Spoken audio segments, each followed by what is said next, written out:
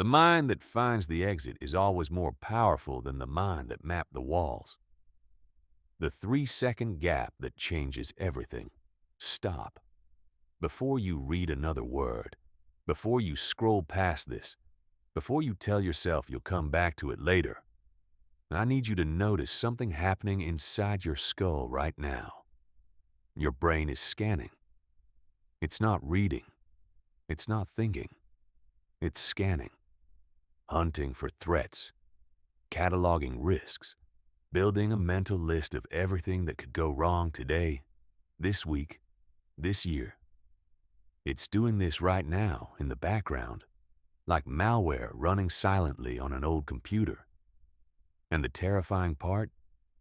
You've been walking around with this program running your entire life, and nobody ever handed you the manual to shut it off.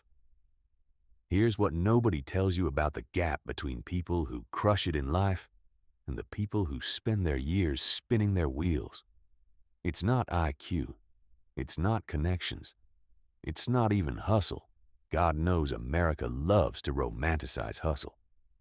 The real gap is a 3-second neurological window, a tiny moment between encountering a challenge and choosing how to respond to it.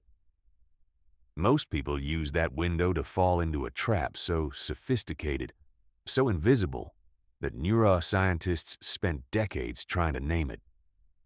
The top performers in every field, the startup founders who built billion-dollar companies out of college dorms, the athletes who come back from torn ACLs to win championships, the single mothers who rebuilt entire lives from scratch, they've all, consciously or not, learned to use that same 3-second window differently. They became solutionists, not optimists, not dreamers, not the annoying person in every meeting who says, "Let's focus on the positive while Rome is burning." Solutionists are something else entirely. They're people who've trained their brains through specific, repeatable techniques to automatically pivot from identifying what's broken to generating what's possible. They process the same world the rest of us do. The same curveballs, the same recessions, the same impossible deadlines, the same impossible people. But they come out the other side with results that look, from the outside, almost supernatural. This book is the owner's manual you never got. What you're holding isn't motivational filler or corporate self-help fluff. It's a neuroscience-backed, field-tested operating system for your mind. Across these chapters, you'll understand precisely why your brain defaults to problem obsession, how that wiring is quietly sabotaging every goal you've ever set, and, most importantly, the exact framework the world's top performers use to turn any obstacle into a launch pad. You'll learn the 5-step Solutionist framework. You'll discover the advanced mental models that make previously impossible problems suddenly solvable. You'll get a daily operating system you can install starting tomorrow morning. And you'll understand how to scale this thinking into your teams, your relationships, your entire organization, so the results compound in ways that will genuinely shock you. But first, I have to be honest with you about something uncomfortable. The invisible trap keeping you stuck. Let me tell you about Marcus. Marcus was a project manager at a mid-sized tech company in Austin, Texas. Smart guy. MBA from UT. 10 years of experience. The kind of person everyone in the office agreed was going places. But Marcus wasn't going anywhere. And deep down, he knew it. Every Monday morning, Marcus walked into his team meetings with a mental inventory already loaded, a running list of what was broken, what was behind schedule, who was underperforming, what might blow up by Friday. He was exceptional at this. He could identify 15 problems before his coffee cooled. His boss called it being thorough. His team called it something else, behind his back. Here's what Marcus didn't realize. He had spent a decade sharpening exactly the wrong skill. Because the thing about problem-focused thinking, and this is the part that'll make you sit back in your chair, is that it feels like work. It feels responsible. It feels intelligent. Every minute you spend cataloging what's wrong, your brain delivers a small chemical reward, a little dopamine hit that whispers, "Good job. You're being diligent. You're on top of things." But you're not on top of things. You're digging a hole and calling it construction. The problem-focused trap isn't just inefficiency. It's a self-reinforcing system. Here's how the cycle works, and pay attention because you're probably living inside it right now. The more you focus on problems, the more skilled your brain becomes at finding them. The more your brain finds, the more overwhelmed you feel. The more overwhelmed you feel, the more paralyzed you become. The more paralyzed you are, the more problems accumulate. And the more problems accumulate, the more convinced you become that you're someone who just has a lot of problems. It's not a mindset. It's a trap. And it's built directly into your neurobiology. Your brain contains a structure called the amygdala, an almond-shaped cluster of neurons that acts as your personal alarm system. It evolved over millions of years to do one thing brilliantly: detect threats. In a world where your ancestors were one missed rustle in the grass away from becoming a predator's lunch, this system was the difference between your genetic line surviving and going extinct. The problem is your amygdala doesn't know what year it is. It cannot distinguish between a saber-toothed tiger and a passive-aggressive email from your VP. It can't tell the difference between a charging mammoth and a quarterly earnings miss. Every challenge you face gets processed by the same ancient hardware that evolved for an environment that no longer exists. And that hardware has one default response: focus intensely on the threat. This is why you can't stop thinking about the one terrible thing that happened today, even when 9 wonderful things also happened. This is why your brain replays the difficult conversation with your boss on a loop at 2 a.m. instead of cataloging your wins. You're not pessimistic. You're prehistoric. And here's where it gets truly insidious. Modern life pours gasoline on this ancient fire. Pick up your phone right now. What happens in the first 30 seconds? News alerts, market updates, social media conflicts, someone's outrage, someone else's catastrophe. Every algorithm feeding you content has been optimized for one metric above all others: emotional engagement. And the emotions that drive the most engagement, fear, anger, outrage, anxiety, are all problem-focused emotions. You are swimming in a sea engineered to make you focus on problems. And you don't even notice you're wet. Marcus eventually noticed, but it took him losing a major client and nearly losing his job to see what had been happening. His problem-focused meetings were demoralizing his team. His constant threat scanning was constricting their creativity. The very thoroughness his boss had praised was quietly suffocating the innovation the company needed to compete. The day Marcus finally asked himself, genuinely for the first time, "What if I walked into that meeting looking for solutions instead of problems?" was the day everything changed. Not because the problems disappeared. They didn't. The same deadlines, the same resource constraints, the same difficult personalities were all still there. What changed was which 3-second window he chose to live in. That choice is available to you right now. The question this book will answer, thoroughly, practically, unforgettably, is exactly how to make it. Why your brain is wired to fail and how to hack it. Here's a number that should stop you cold: 5 to 1. That's the ratio neuroscientists have identified between negative and positive experiences in terms of emotional weight. It takes approximately 5 positive events to neurologically counterbalance one negative event. Your brain doesn't process the world evenly. It's structurally biased toward bad news. This is called negativity bias, and it's not a flaw. It was a brilliant evolutionary design. The early human who overestimated danger, who saw a predator in every shadow, who assumed the worst about every unknown situation. That human survived. The one who calmly assessed risks with balanced objectivity often didn't make it to reproductive age. So your ancestors were the paranoid ones. Congratulations, you've inherited their anxiety. But understanding the mechanism is the first step to overriding it, because here's what the top performers know that most people never figure out. Your brain is not a fixed instrument. It's a trainable system. Every thought you think, every pattern you repeat, every question you ask yourself is literally reshaping your neural architecture. Neuroscientists call this neuroplasticity, the brain's lifelong capacity to rewire itself based on experience. And it works both ways. Focus on problems, and you're running reps in the mental gym of problem detection. Your brain gets stronger at it. You become, and this is the phrase that should haunt you, a world-class expert at seeing what's wrong. You can walk into any situation, any relationship, any business, and within minutes produce a comprehensive catalog of its flaws.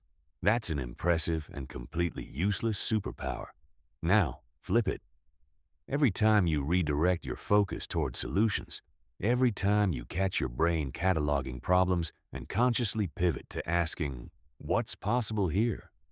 You're running reps in a completely different gym. You're building neural pathways associated with creativity, resourcefulness, forward momentum, and what psychologists call solution efficacy, the deep, bone-level belief that problems can be solved and that you have the capacity to solve them. The difference in lived outcomes between these two types of thinkers isn't small. It's the difference between Marcus before and Marcus after. It's the difference between a startup that pivots and one that collapses. It's the difference between a marriage that survives hard years and one that doesn't. Let's talk about the confirmation bias compounding effect. Once your brain decides something is a problem, it doesn't stop there. It activates a search function that hunts for evidence confirming that belief. Found your job stressful this week?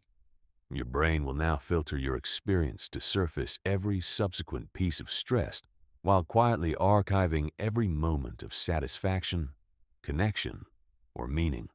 Convinced a relationship is struggling, your brain becomes a surveillance camera for conflict, systematically underreporting compatibility. This isn't weakness. This is how everyone's brain works by default. The difference is whether you know it's happening. Consider what this means practically. Two people can have the exact same job, the exact same boss, the exact same team. One of them, the one running an unchecked negativity bias, experiences a grinding, impossible work environment. The other, the one who has learned to redirect their attention, experiences the same environment as challenging but navigable, full of problems worth solving. Same reality, completely different lives. There's a moment I want you to think about. Cast your mind back to the last significant challenge you faced, a financial setback, a health scare, a professional crisis, a relationship fracture. How much time did you spend in the problem, analyzing it, discussing it, worrying about it, explaining it to people who could do nothing to help, lying awake reconstructing it in vivid detail? Now, honestly ask yourself, how much of that time was spent actively generating, evaluating, or implementing solutions? For most people, and I mean most, including the ones reading this who think they're exceptions, the ratio is staggering. Weeks of problem immersion, hours of solution generation. We become scholars of our own suffering. Solutionists flip that ratio, not by ignoring problems or pretending they don't exist. That's not wisdom. That's delusion. They acknowledge the problem clearly, specifically, briefly. and then they immediately redirect. They have trained the 3-second window to default toward possibility. The mechanism behind this redirect is worth understanding because it's more powerful than it sounds. Your brain operates essentially like a search engine. The questions you ask it determine what results it retrieves. Ask problem-focused questions. Why does this always happen to me? Why can't this just work? What's wrong with these people? And your brain searches its entire database and delivers problem-focused answers. It literally cannot help it. That's the query it received. Ask solution-focused questions. What's one thing I could do differently? What resource haven't I considered? Who has solved something like this before? And your brain runs an entirely different search. Same database. Completely different results. This is not philosophy. This is information architecture.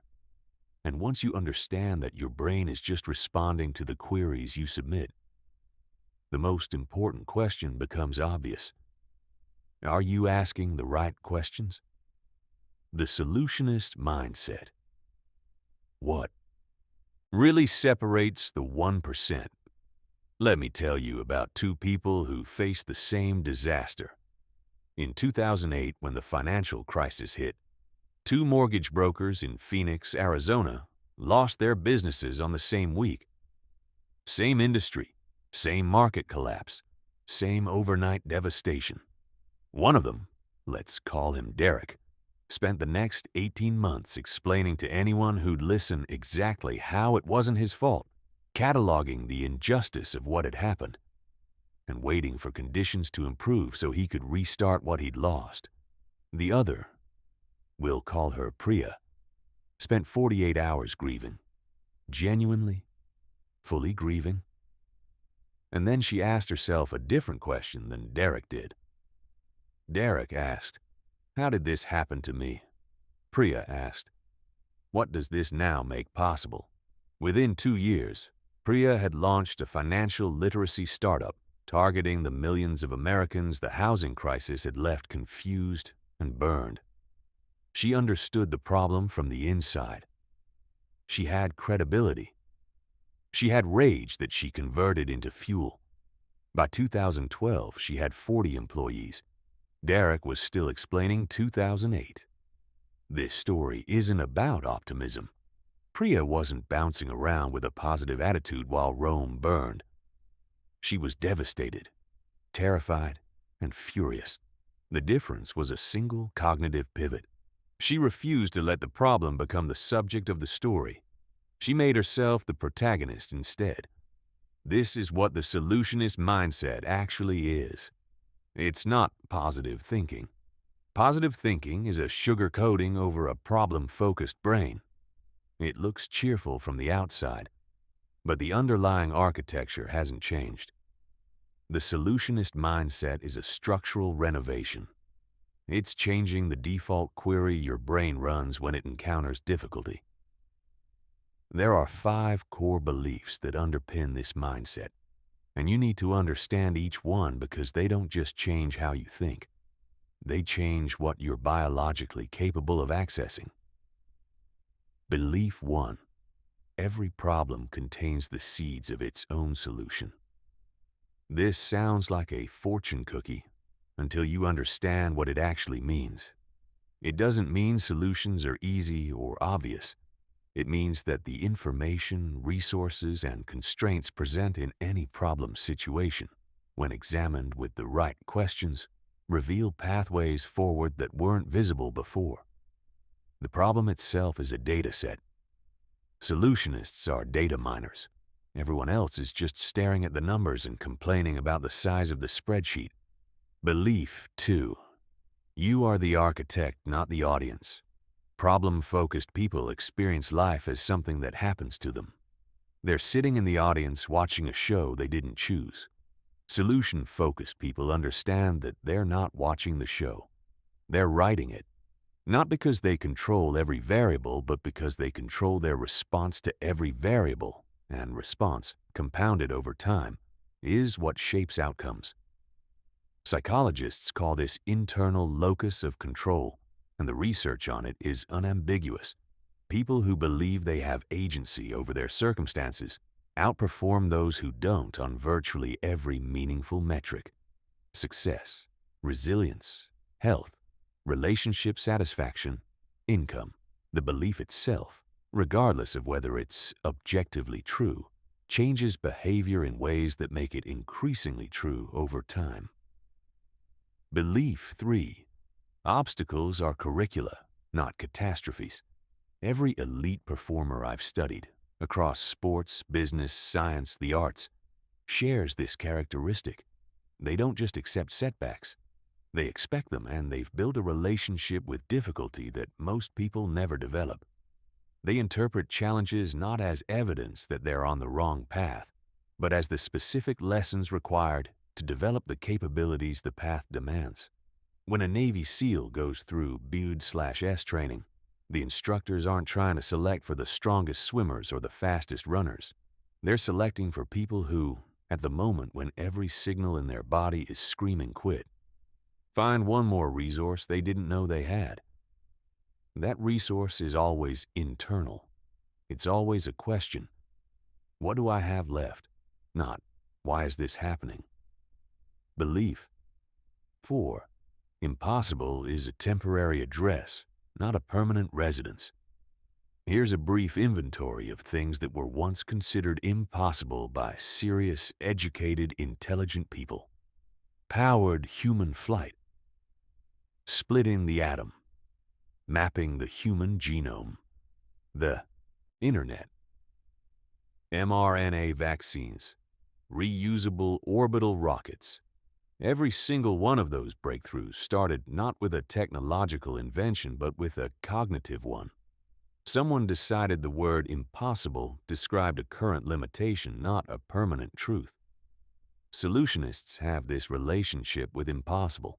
They treat it as a label placed by people who ran out of questions, not as a factual description of reality. Belief 5. Your emotional state is not a reaction. It's a choice. This one is the hardest to accept, and also the most powerful. When you're under pressure, your brain floods your system with cortisol and adrenaline. Your heart rate climbs. Your thinking narrows. Your options, and this is the part that matters, feel like they're shrinking.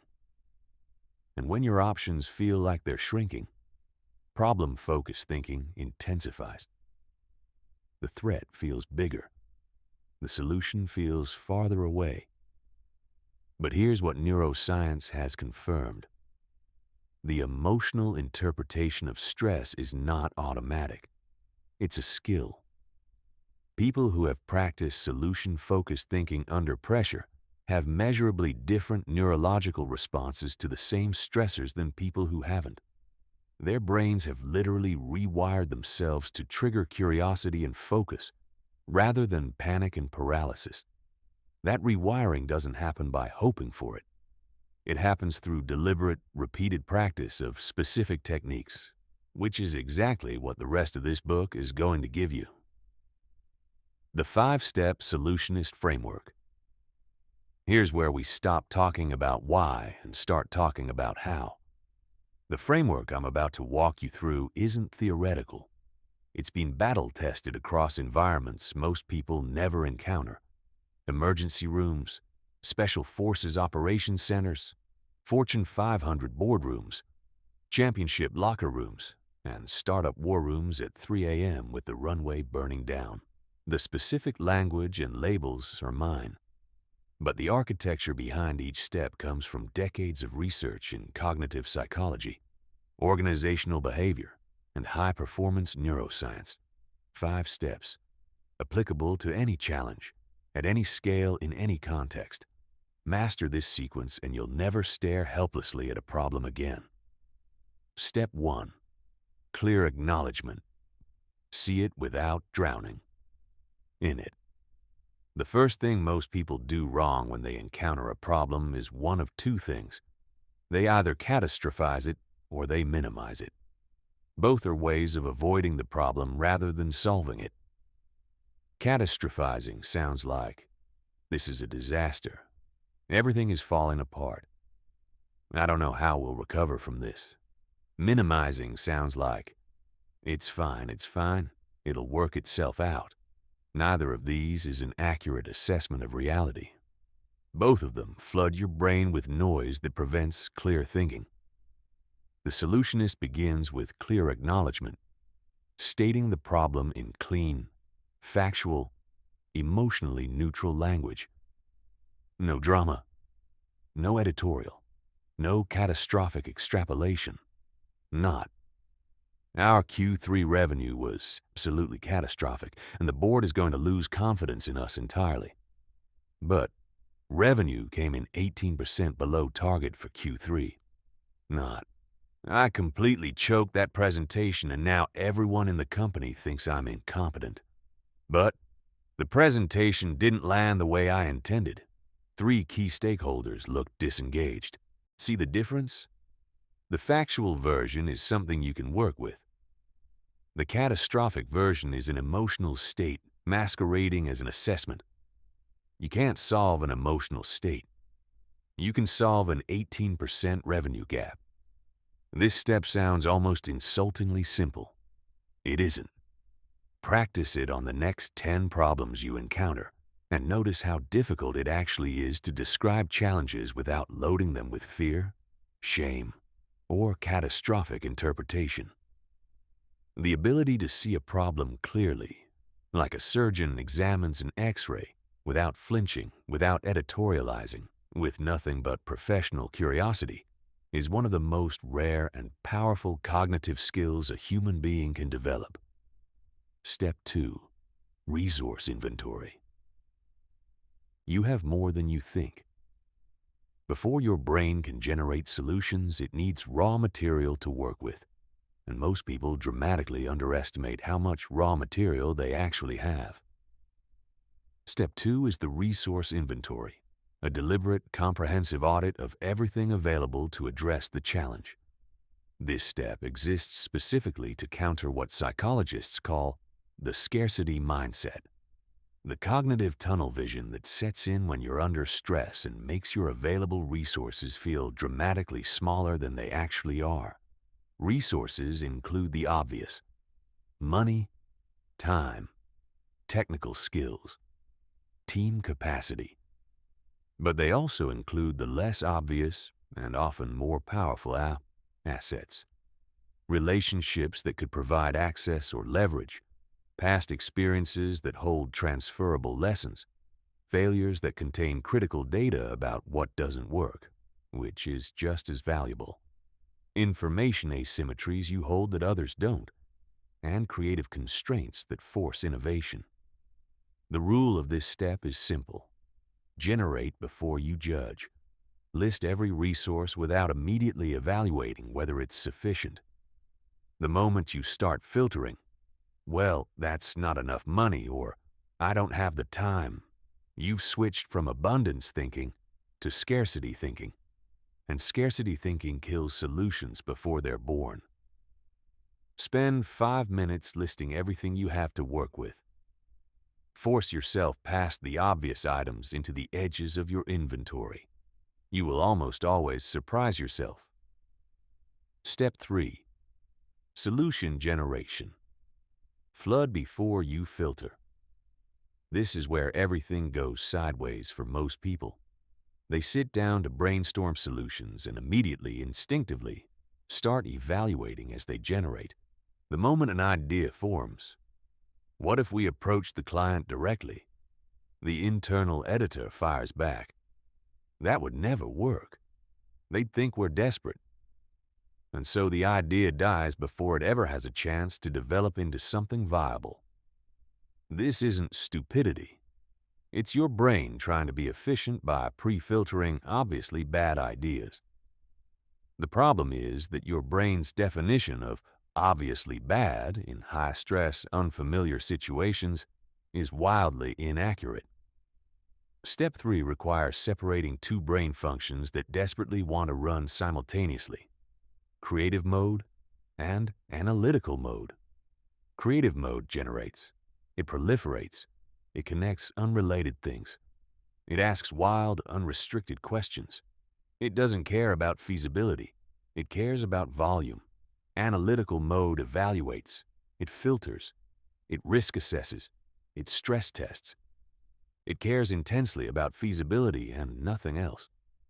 These two modes cannot run simultaneously. Trying to generate and evaluate at the same time is like trying to drive with one foot on the gas and one foot on the brake. You'll exhaust yourself and go nowhere. In step 3, you're running creative mode only. Set a timer. 10 minutes. Generate as many possible approaches as you can. And I mean as many. 100 ideas is not too many. The goal is to push past the first obvious solutions, which everyone will generate, into the creative territory beyond them, where your real advantage lives. Here are the 6 questions that unlock the deepest solution generation. 1.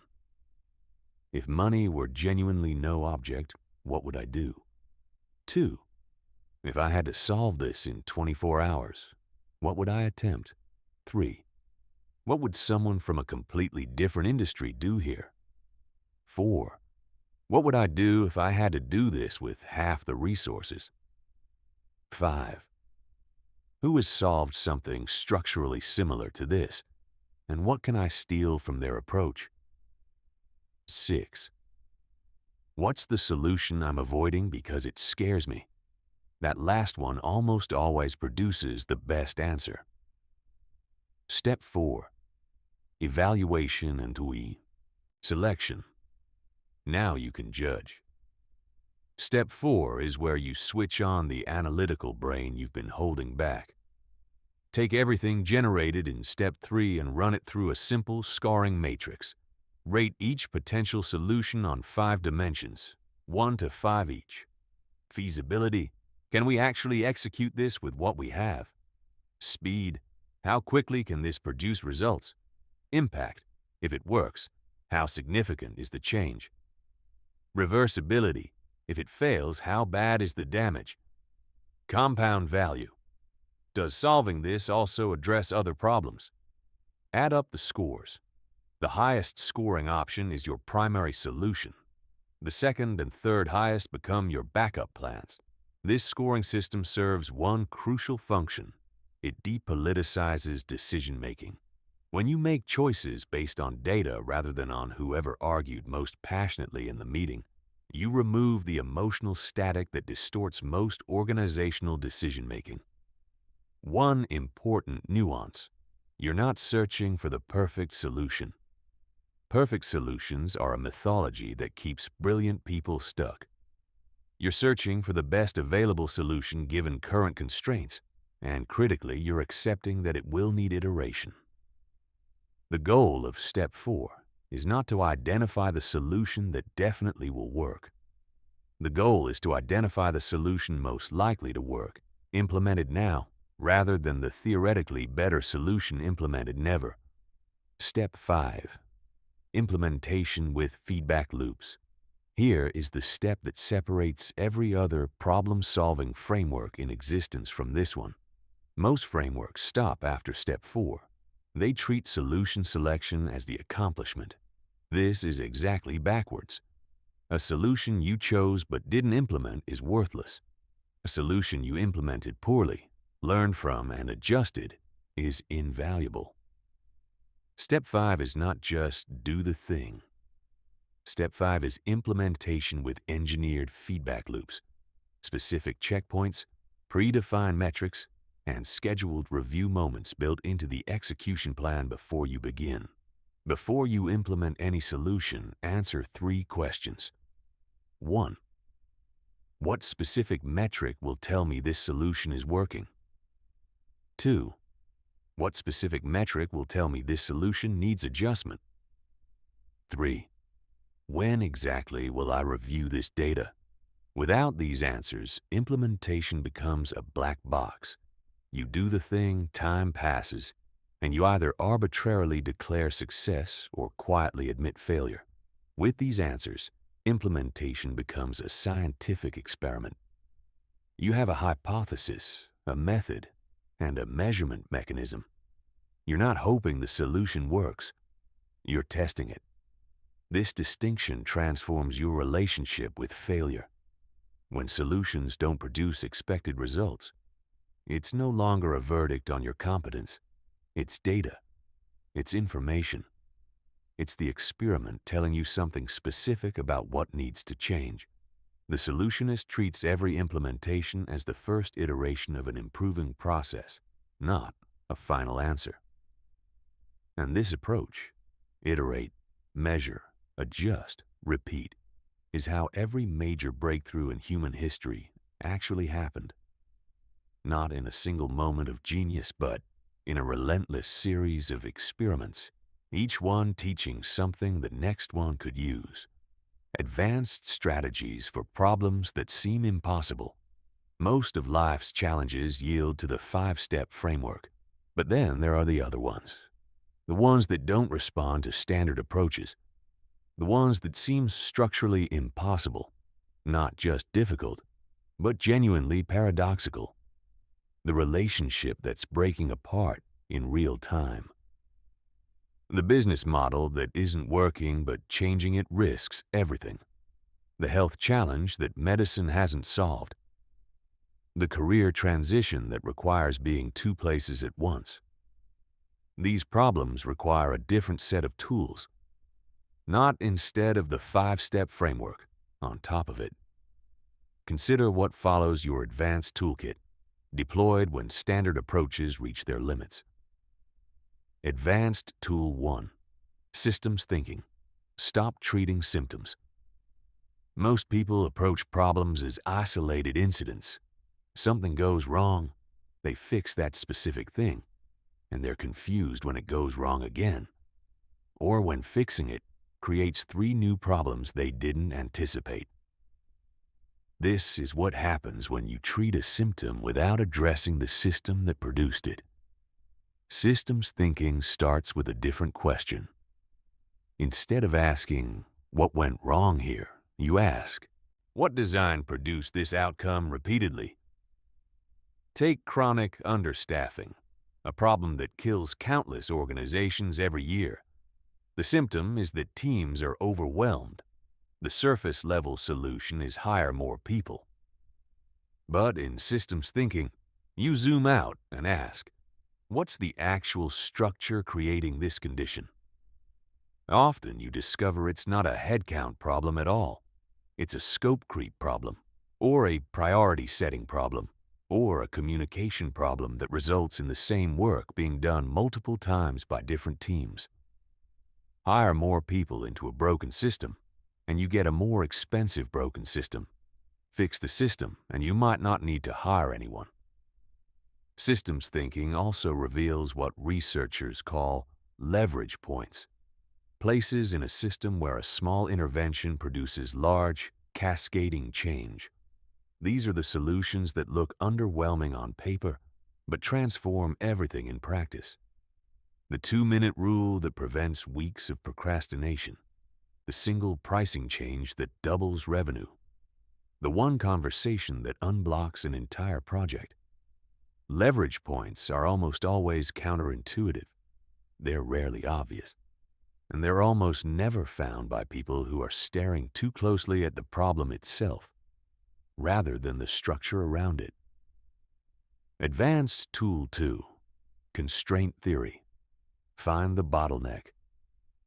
Eliyahu Goldratt introduced the world to constraint theory in 1984, and it remains one of the most underutilized ideas in human problem solving. The core insight: every system's performance is limited by its single weakest constraint, not its average performance, its weakest link. You can optimize every other component to perfection, but if that one constraint remains unchanged, overall performance doesn't meaningfully improve. This has a radical implication. Stop trying to improve everything simultaneously. Find the constraint. Fix the constraint. Reassess. Repeat. The power of this approach is that it prevents the most common productivity mistake ever made. The one where smart, hard-working people spend enormous energy optimizing things that aren't actually limiting their results. If your constraint is lead generation, improving your close rate won't move the needle. If your constraint is product quality, doubling your marketing budget won't help. If your constraint is your own decision-making speed, hiring more staff won't solve the bottleneck. The honest, courageous work of constraint theory is locating the real constraint, which, uncomfortably often, is internal. Not the market, not the economy, not your team. Your own thinking patterns, your own skill gaps, your own belief system. When you find that the constraint is internal, you have two choices: develop past it or design around it by delegating or systematizing. Both are valid. Neither is available to the person who insists the constraint is external. Advanced tool. 3. Reverse engineering. Start from the destination. When you're stuck trying to build a bridge from where you are to where you want to be, try building it from the other end.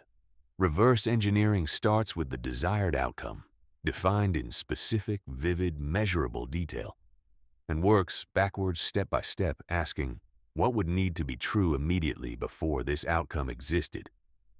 And before that? And before that?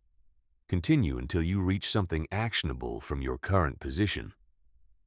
This technique is especially powerful because it bypasses the cognitive distortion called path dependence, the tendency to assume that the way things have been done is the only way they can be done.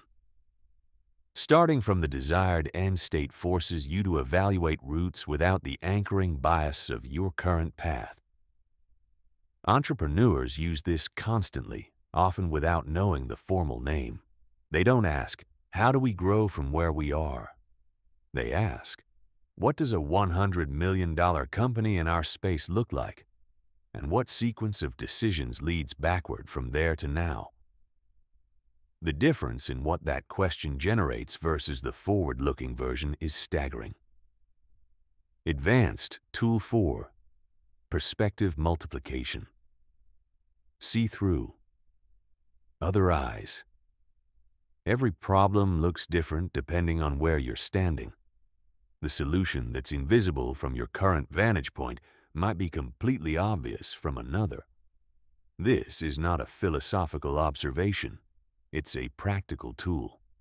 The technique is called perspective multiplication, and it involves systematically cycling through multiple viewpoints until you find one that reveals something your default perspective has been hiding.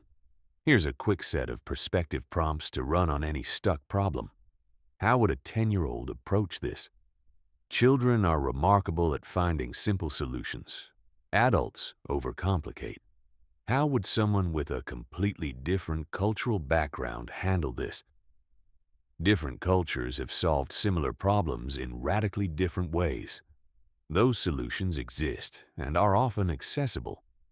How would your best competitor approach this if they wanted to exploit this challenge against you? This one is uncomfortable and extremely useful. If this were a design problem rather than a management problem, or a technology problem, or a relationship problem, what would change about the solution? Each frame shift opens a different drawer in the solution library. Most people access one drawer. Solutionists cycle through a dozen. Advanced Tool 5, Paradox Integration, both/ and instead of, either/or. The most sophisticated category of impossible feeling problems are the ones that appear to require choosing between two things you genuinely need: speed and quality, cost and capability, growth and stability, authenticity and effectiveness. These are paradoxes, situations where two apparently contradictory requirements must both be satisfied. Most people approach paradoxes with an either-or mindset. Pick one. Accept the trade-off, live with the loss. This is how you end up with solutions that work in one dimension and fail in three others. Solutionists approach paradox with what I call integration thinking. The default assumption that somewhere the apparent contradiction can be dissolved, not through compromise. Compromise gives you a mediocre version of both things, but through reframing the problem until a solution emerges that achieves both goals simultaneously at a higher level. Apple didn't choose between powerful and user-friendly. They decided those were artificially opposed categories and built products that redefined both. Southwest Airlines didn't choose between cheap and reliable. They redesigned their operations to deliver both by eliminating the activities that cost money without adding reliability. The next time you face a problem that feels like an impossible choice, stop before you choose. Ask, what would need to be true about this situation for both things to be achievable simultaneously? You won't always find it, but you'll find it more often than you expect. And when you do, the solution you discover will be better than anything you'd have reached through compromise. Rewiring the hardware. 6 techniques to reprogram your default settings. Here's the uncomfortable truth about everything you've learned so far. Understanding these concepts will change nothing. I know that's a jarring thing to say 3 chapters deep into a book designed to transform how you think. But hear me out, because this distinction is the one that separates people who read about solutionist thinking and people who become solutionist thinkers. Knowledge without repetition is just information. And information, without the neural reinforcement that comes from consistent practice, fades. The brain isn't changed by insight. It's changed by repetition, by the accumulation of redirected moments, by the slow, steady building of new default pathways through use.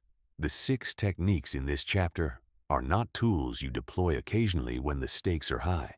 They are daily practices that, applied consistently, gradually replace your brain's default problem identification subroutine with a solution generation subroutine.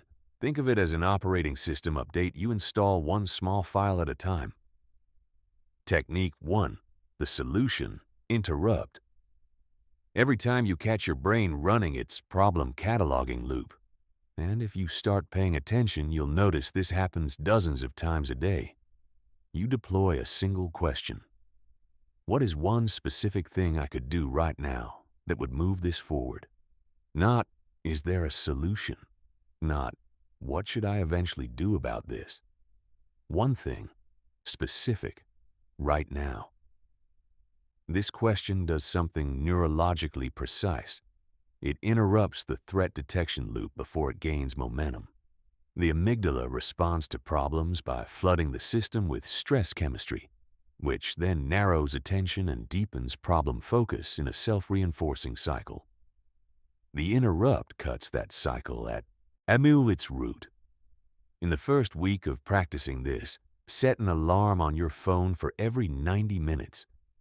When it fires, ask the question, not because you're currently focused on a problem, but to train the habit of asking, like practicing scales when you're not performing. The practice happens when the stakes are low, so the reflex is available when stakes are high. Within 2 to 3 weeks, the interrupt becomes semi-automatic. Within a month, it begins to feel like your natural response. Technique 2. Solution priming. Control your morning information diet. What you consume in the first 30 minutes of each day programs the cognitive lens through which you'll interpret everything that follows.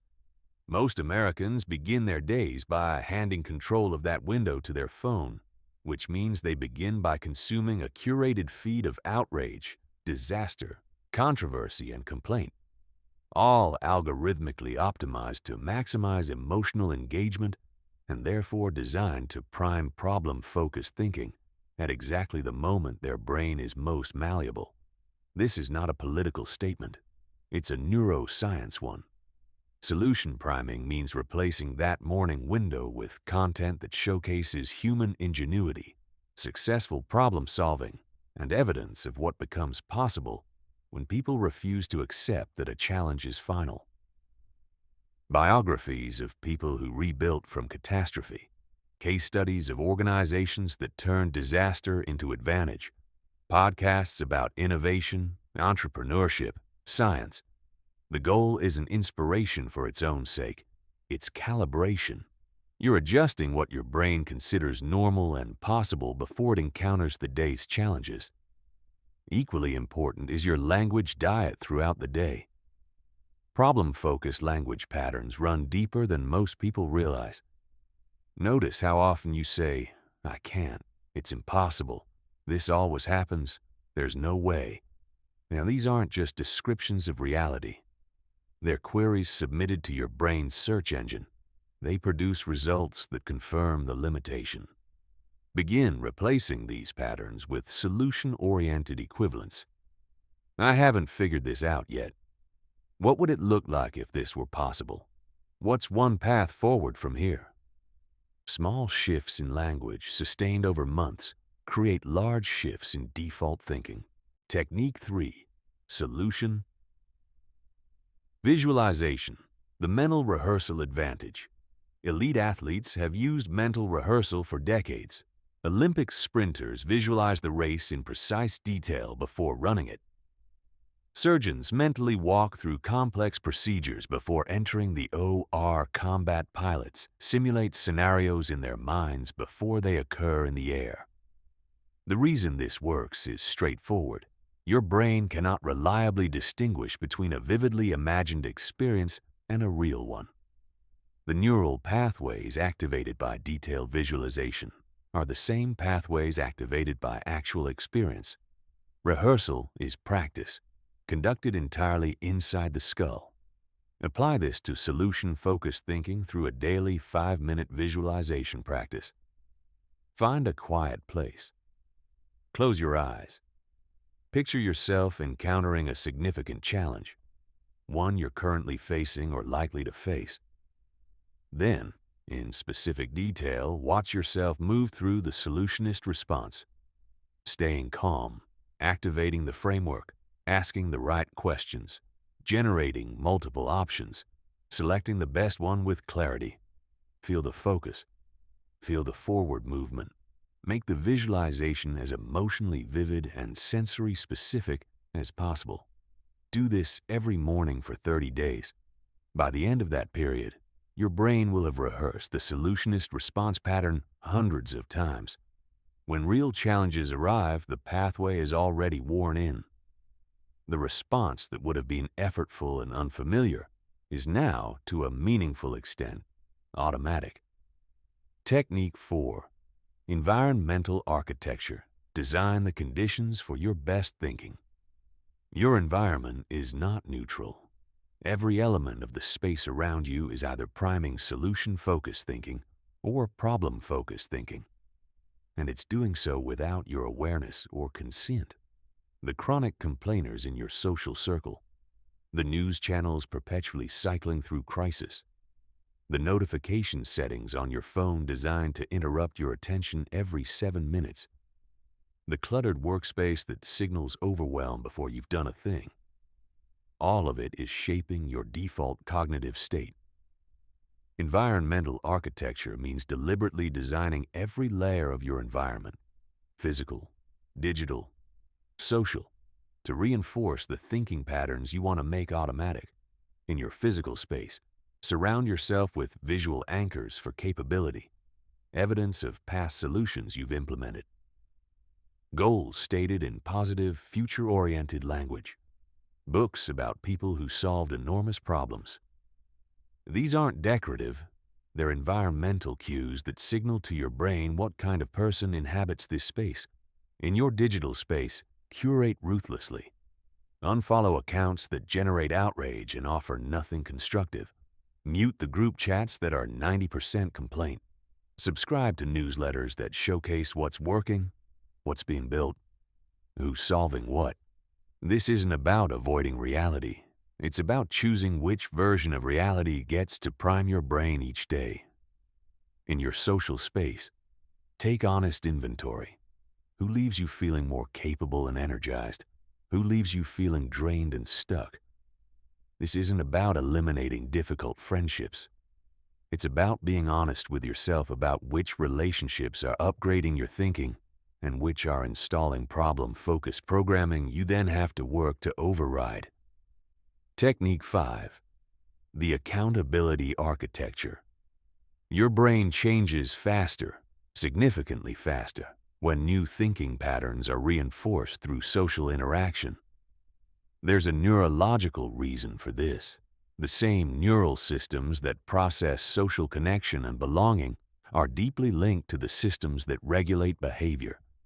When the people you trust and respect can see you making a shift, the stakes of consistency increase, and your brain's change resistance mechanisms are partially bypassed. Find one person, a colleague, a friend, a partner, who is genuinely interested in developing solutionist thinking alongside you. Establish a simple weekly ritual. 15 minutes reviewing one challenge each of you faced that week, what your default response was, what solutionist response you deployed, or wish you'd deployed, and what you learned. That's the whole structure. No elaborate system, no apps, no tracking sheets. Just two people holding each other accountable to a specific way of thinking. The compound effect of this practice over 12 months is hard to overstate. Technique 6. The evening solution log. Each evening, 5 minutes, no more, write down 3 things. One challenge you encountered today, the solution-focused response you chose, what you learned that will make tomorrow better. That's it. The purpose of this practice is not journaling for its own sake. It's neural consolidation, the process by which experiences are encoded into long-term memory and the lessons extracted from them become available for future use. Without deliberate reflection, most problem-solving experiences are processed and forgotten. The lessons stay locked in the specific incident rather than becoming generalized skills. With deliberate reflection, each challenge you navigate builds your solution-finding capability in a transferable, compounding way. You become not just someone who solved this problem, but someone who understands something deeper about how to solve problems in general. 90 days of this practice and you'll look back at a written record of genuine transformation. Not as inspiration, as evidence. The art of reframing. Turning any problem into a hidden opportunity. In 2011, a small streaming company in Los Gatos, California, received a letter from a major cable network declining to license its content at the price offered. The content library was the backbone of the company's service. The refusal felt internally like a crisis. The company's leadership team sat with that letter for less than 48 hours. Then one of them asked a question that changed the trajectory of the entire entertainment industry. What does this now force us to build that we never would have built if they'd said yes? That company was Netflix. The license refusal pushed them toward original content production. The first serious result was House of Cards. The rest is the redefinition of how human beings consume storytelling. The problem, reframed, became the exact pressure needed to produce the breakthrough. This is what reframing actually is. Not pretending the problem isn't real. Not forcing positivity over genuine pain. It's the cognitive discipline of refusing to let your first interpretation of an event be your final one.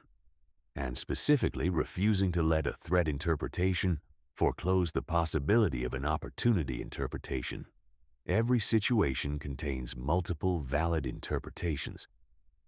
The one you land on first is almost always the one your negativity bias selected for you. The solutionist's practice is to run the interpretations until you find the most useful one, the one that opens the most pathways forward. The 4 reframing lenses lens. 1. The learning scan. When you encounter any setback, run these 3 questions before doing anything else.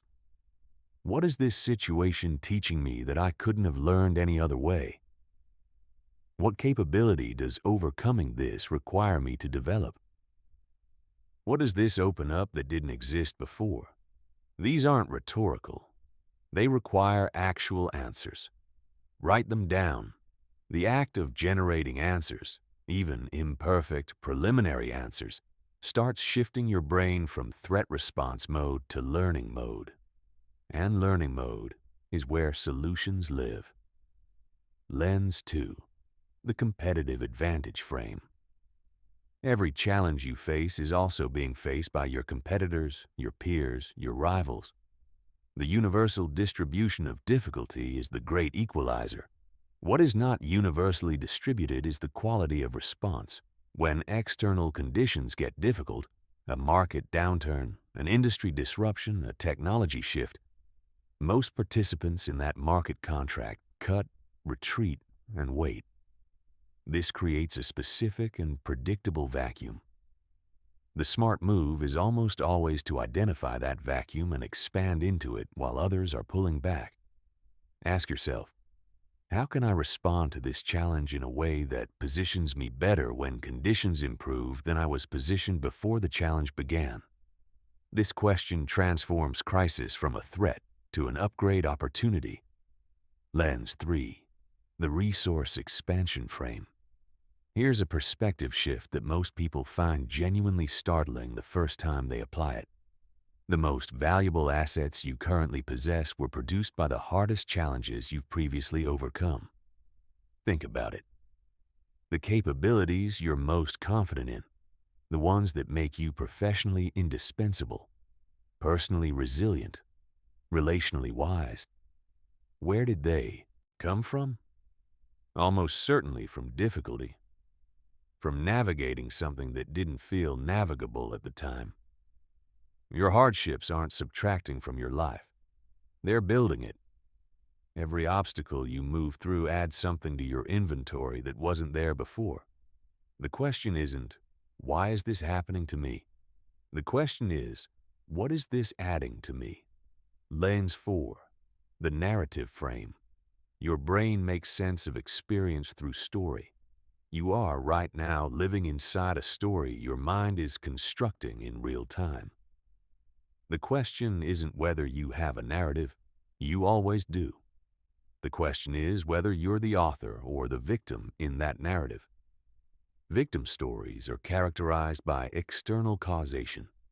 Things happen to you. Forces beyond your control determine your outcomes. Your role is to endure or resist. These stories are comfortable in a specific way. They remove responsibility, which temporarily relieves pressure. But they also remove agency. And without agency, there are no solutions, only circumstances. Solutionist stories reframe the same events through a protagonist lens. Challenges are the defining elements of an arc that moves toward growth and capability. The difficulty isn't evidence that the story is broken. It's the mechanism by which the protagonist becomes someone worth following. You don't get to choose whether your life contains difficulty. Every life does. You get to choose the story you tell about the difficulty.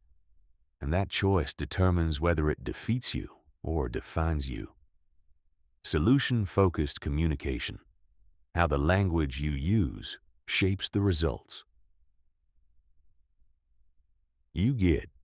There's a leadership principle that almost no one talks about openly because it seems too simple to be important. The questions you ask in a room determine the quality of thinking that happens in that room. I spent time studying high-performing teams across industries. Tech companies in Seattle, surgical units in Boston, engineering teams in Houston, military planning units, championship sports franchises. The single most consistent differentiator between the teams that consistently outperformed their peers and the ones that consistently underperformed had nothing to do with talent, resources, or strategy. It had to do with the questions their leaders asked. Problem-focused leaders asked, why did this happen? Who's responsible? How bad could this get? Solution-focused leaders asked, what are our options? What do we know that we didn't know before? What's the fastest path forward? Same intelligence in the room. Same information on the table. completely different cognitive outputs, because the questions determine which parts of the brain the team was asked to deploy. This is not a subtle difference in communication style. It's a fundamental difference in what the conversation is for. The 5 principles of solution-focused communication. Principle 1. Acknowledge without amplifying. Acknowledge that problems exist. State them clearly and factually. Then move. Don't marinate in them. Don't elaborate on how bad they are. Don't invite others to catalog additional dimensions of the problem. The longer a problem gets discussed in detail, the larger and more permanent it feels to every brain in the room. Neurologically, extended problem discussion activates threat response networks that impair creative thinking. Solution discussion activates curiosity networks that enhance it. The 2-sentence rule: state the problem in 2 sentences maximum, then ask a solution-oriented question. This isn't minimizing, it's disciplined.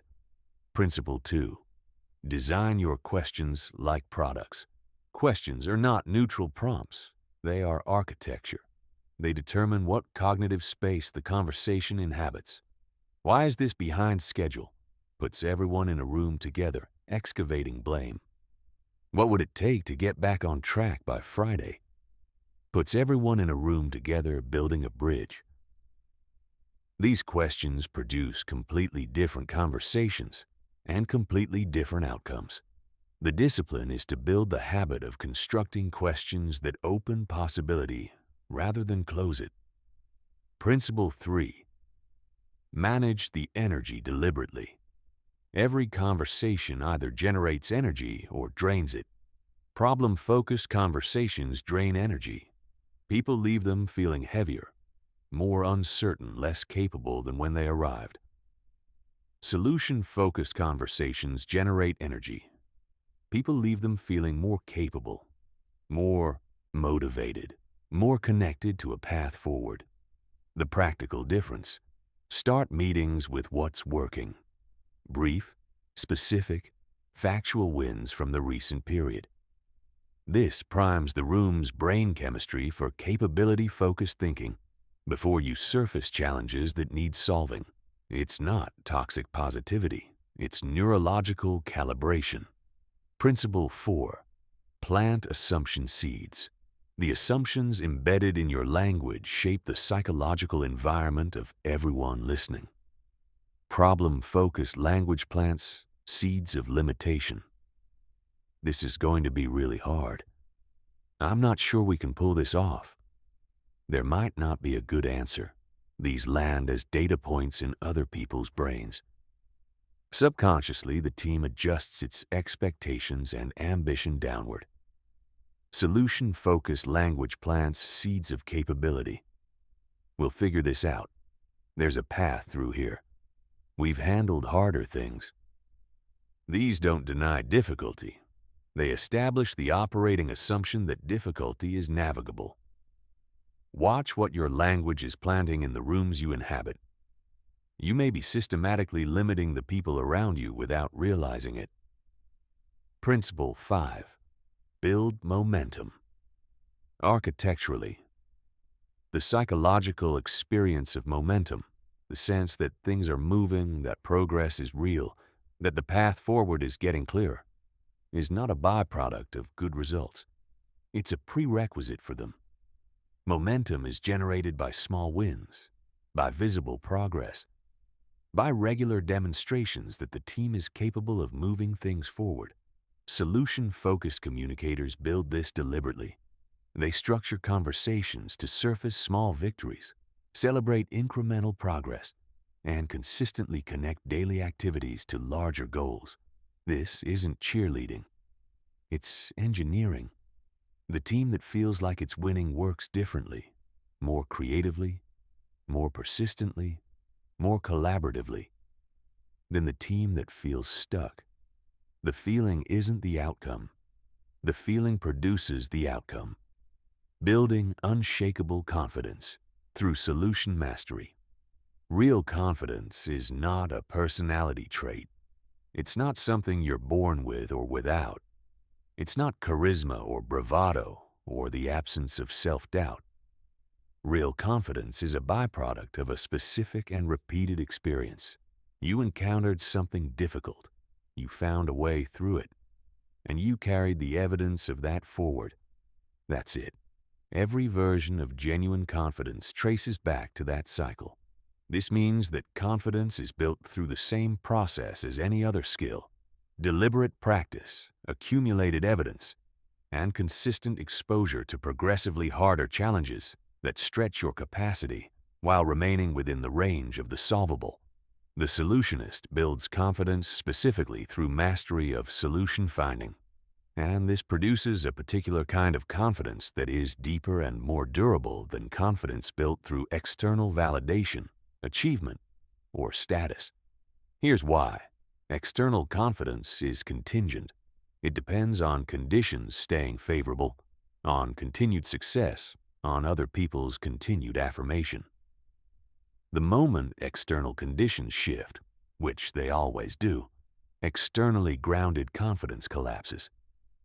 Solution mastery confidence is unconditional. It doesn't depend on everything going right. It depends on the belief, backed by evidence, that whatever goes wrong, you'll find a way through it. This belief, developed over years of actual solution-finding experience, becomes genuinely unshakable. Not because life gets easier, but because you become more capable of navigating it. The 5 confidence-building strategies strategy. 1. Progressive challenge architecture. Deliberately seek out challenges that sit just beyond your current comfort zone, not challenges so large they overwhelm your capacity. That damages confidence, not challenges so small they require no stretching.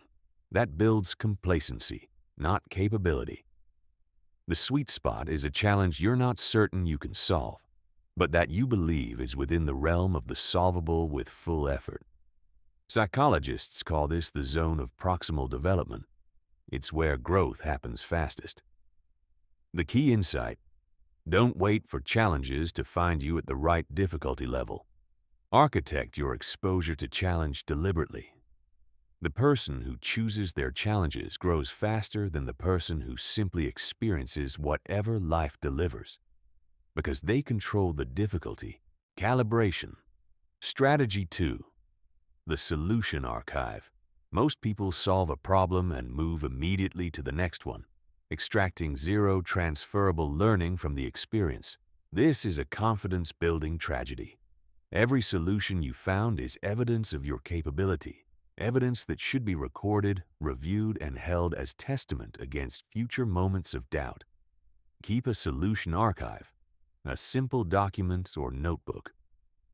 When you navigate a significant challenge successfully, record it. What the challenge was, what you tried, what worked, what you learned. Review this archive whenever you're facing something that feels impossible. You'll find that your archive contains challenges that felt impossible before you solved them. Challenges that look in retrospect like you solved them with relative ease. This is one of the most powerful antidotes to the cognitive distortion that tells you this challenge is different. This one really is unsolvable. Your archive knows otherwise. Strategy 3. Diversify your methodology. Toolkit confidence grows proportionally with the breadth of your problem-solving toolkit. When you only have one approach and it fails, confidence collapses along with the approach. When you have 12 approaches, a failing approach just means time to deploy a different tool. Systematically study diverse problem-solving frameworks, from engineering, from medicine, from military strategy, from behavioral economics, from design thinking, from improvisational theater.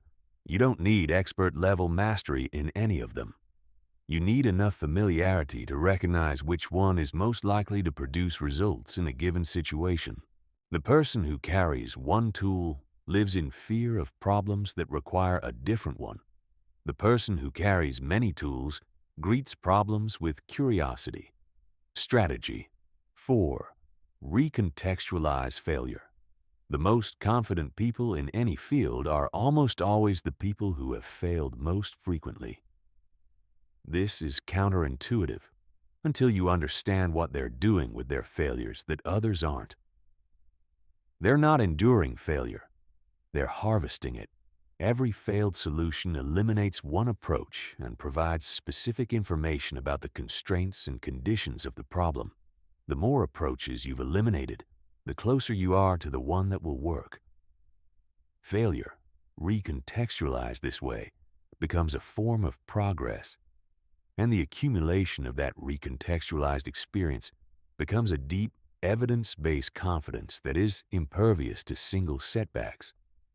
Thomas Edison didn't try 10,000 things and fail. He successfully identified 10,000 approaches that didn't work, each one teaching something the next could use. Strategy 5. Teach what you know.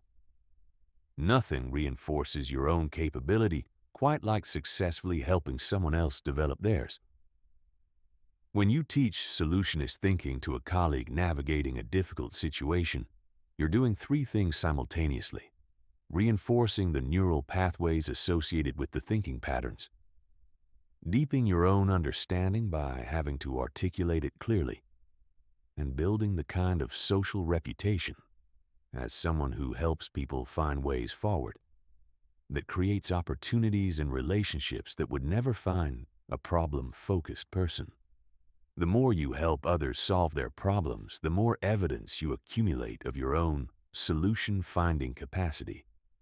And the more evidence you accumulate, the more impervious your confidence becomes to the inevitable moments when your own path feels uncertain. Mental models for the impossible. When standard thinking reaches its limits, there's a specific category of problem that stops even skilled thinkers cold. These are the problems that appear to have no viable solution path. Not difficult, impossible. The kind where you've applied every standard approach you know, consulted every resource available, and still find yourself staring at a wall. Here's what separates people who remain stopped at that wall from people who eventually find the door. It's almost never more information or more resources. It's almost always the willingness to question the assumptions that made the problem look impossible in the first place.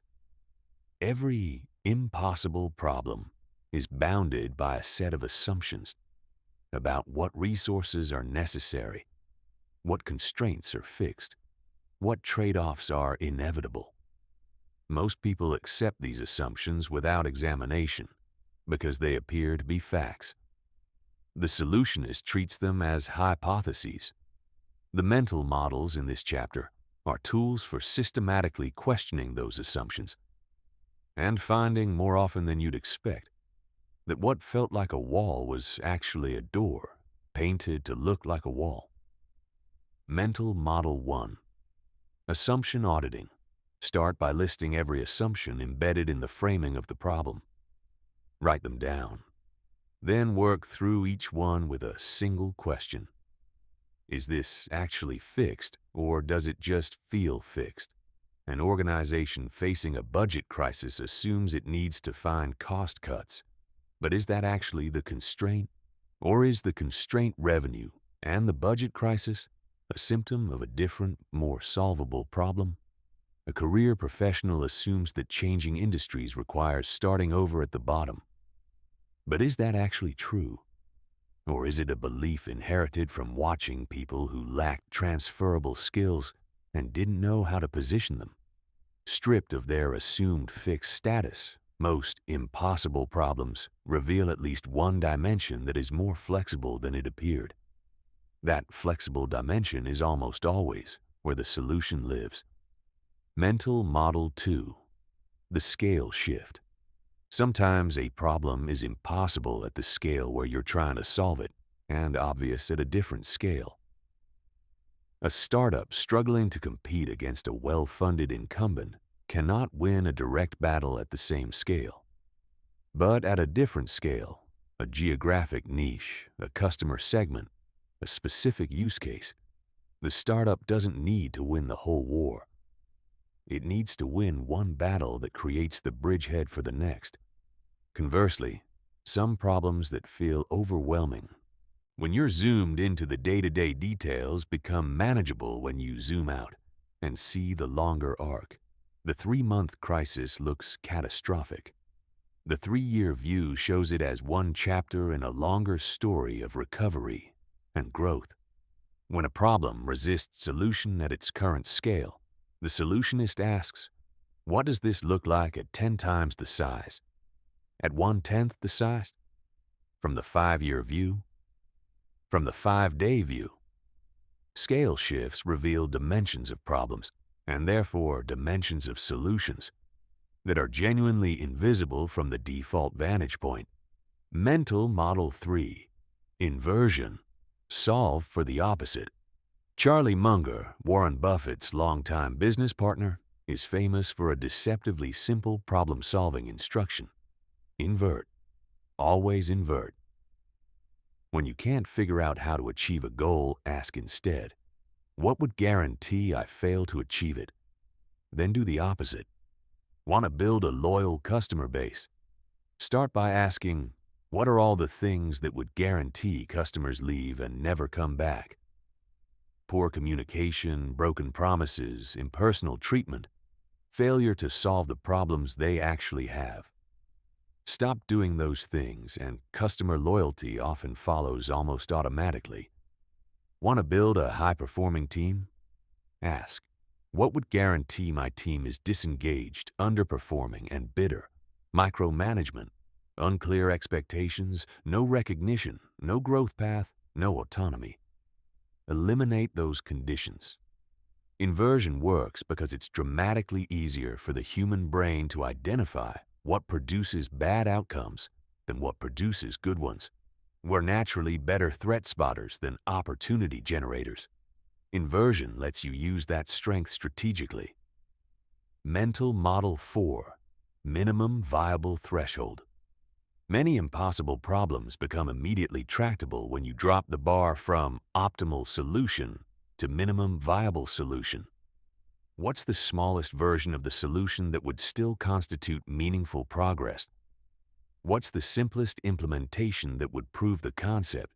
What's the action you could take in the next 24 hours that would move things even slightly forward? This matters neurologically. Taking any action on a problem releases the physiological grip of stress and activates the brain's forward planning systems.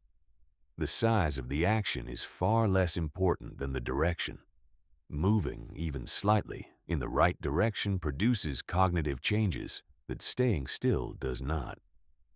Minimum viable threshold thinking is also how large impossibilities get solved, not in a single giant leap, but in a series of small, achievable steps, each one making the next one visible. Mental Model 5, the second-order Keiichun. First-order thinking asks, what's the solution to this problem? Second-order thinking asks, what problem am I actually trying to solve? And is this problem the right thing to solve? This distinction saves enormous amounts of time and energy, because a surprisingly large percentage of the impossible problems people spend their lives on are not the right problem. The executive who is exhausted, unhealthy, and emotionally absent from his family focuses all his problem-solving energy on how to make his demanding schedule more efficient. But the right question isn't how to optimize the schedule. It's whether the schedule itself represents the life he actually wants to live. The couple who cycles through the same argument every 6 weeks focuses on winning the argument. The second-order question is, what underlying need is this argument serving? And how could both needs be met without the argument being the mechanism? Anytime you find yourself putting enormous effort into a solution that never quite resolves the problem, ask the second-order question. You may be solving the wrong problem brilliantly. The Solutionist Daily Operating System. Every chapter up to this point has given you principles, frameworks, and techniques. Now we need to talk about architecture, because the gap between people who occasionally deploy solutionist thinking when they remember to, and people who live it, automatically comes down to one thing: systems. Not willpower, not motivation, not inspiration. Systems. The people who consistently achieve extraordinary results aren't those with the greatest discipline.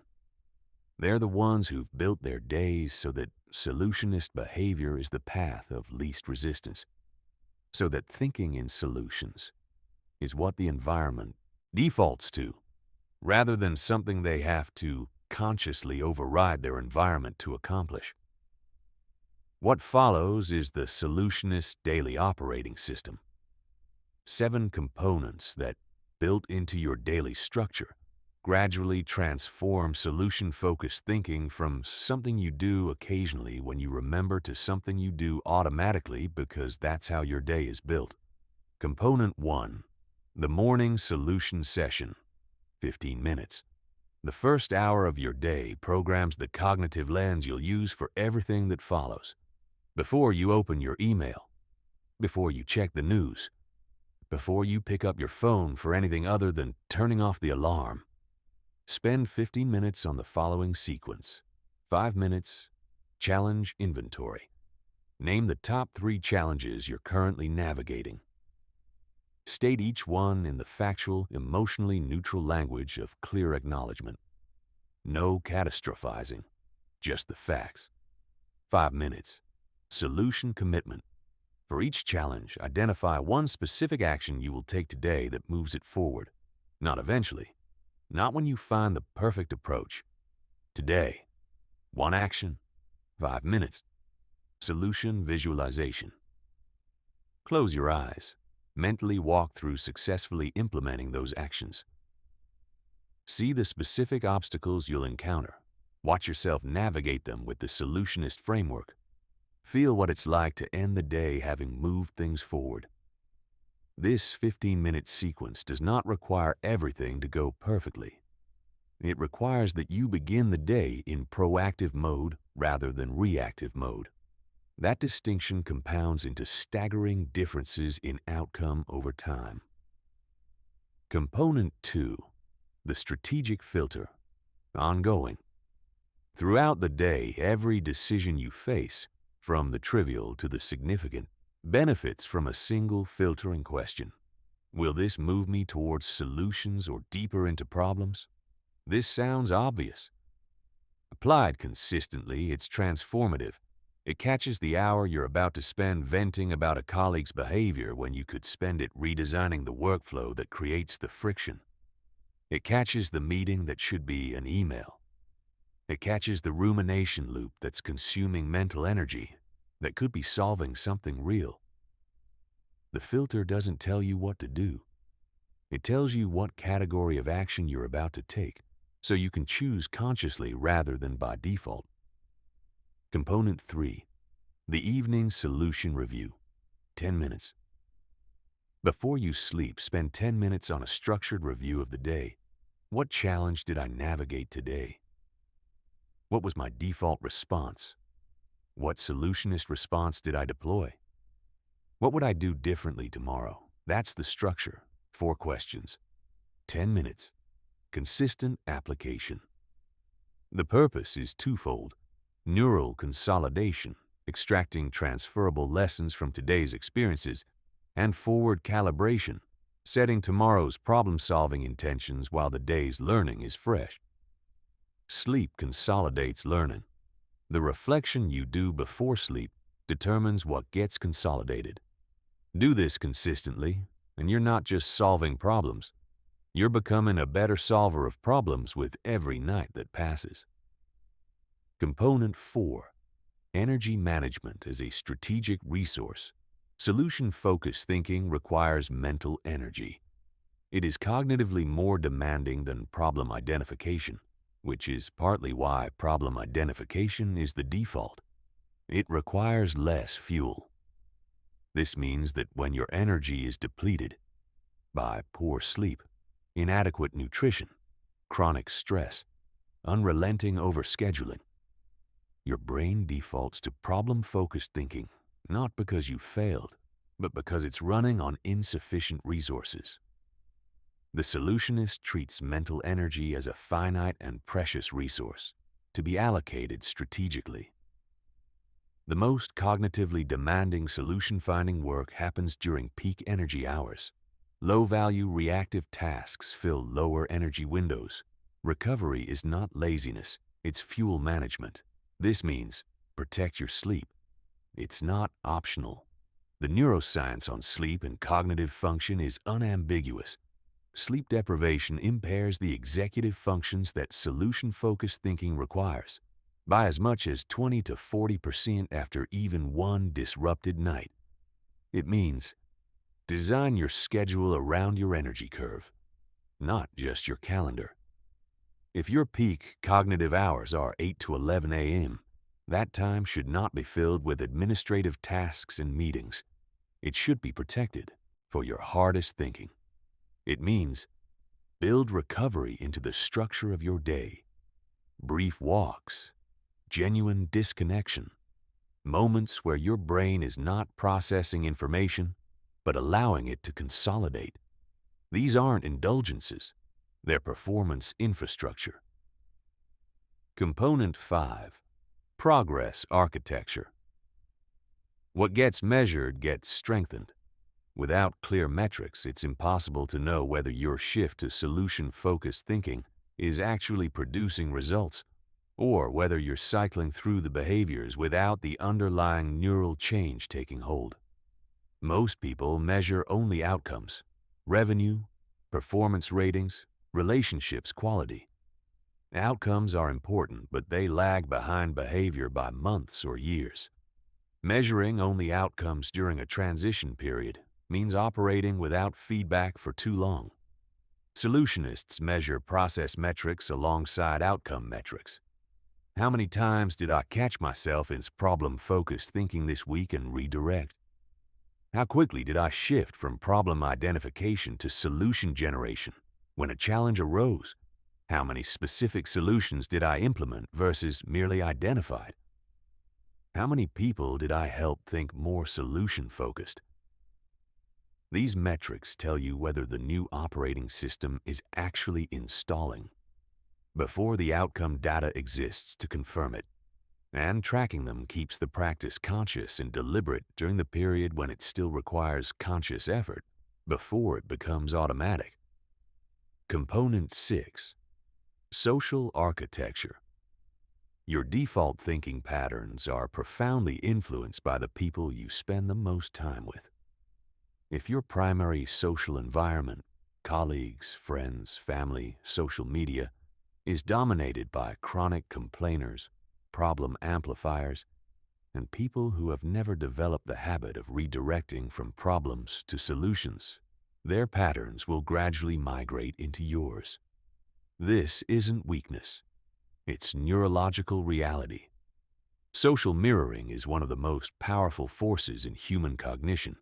This doesn't mean abandoning difficult relationships.